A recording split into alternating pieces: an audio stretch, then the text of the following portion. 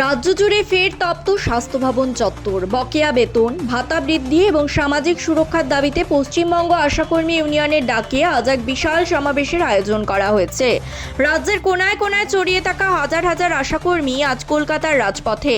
আগে থেকেই ঘোষণা করা হয়েছিল স্বাস্থ্য ভবন অভিযানের কথা, আর সেই মতোই সকাল থেকে শিয়ালদহ, হাওড়া এবং বিধাননগর স্টেশনে উপচে পড়া ভিড় লক্ষ্য করা যাচ্ছে। তবে আন্দোলন দমনে তৎপর প্রশাসনও। পরিস্থিতি নিয়ন্ত্রণে আনতে সল্টলেকের স্বাস্থ্য ভবনের সামনে গড়ে তোলা হয়েছে 30 স্তরীয় পুলিশের ব্যারিকেড। নজরদারি চলছে ড্রোন দিয়েও। শুধু তাই নয়, বিভিন্ন স্টেশনে নামানো হয়েছে বিশাল পুলিশ বাহিনী। অভিযোগ উঠেছে, ট্রেন থেকে নামা মাত্রই অনেক আশাকর্মীকে আটক করা হচ্ছে, এমনকি বাস থেকেও নামিয়ে দেওয়া হচ্ছে কর্মীদের। প্রশাসনের এই ভূমিকায় তীব্র নিন্দা জানিয়েছেন ইউনিয়ন নেতৃত্ব। তাদের দাবি, গণতান্ত্রিক উপায়েও আন্দোলন করার অধিকারও কি কেড়ে নেওয়া হচ্ছে?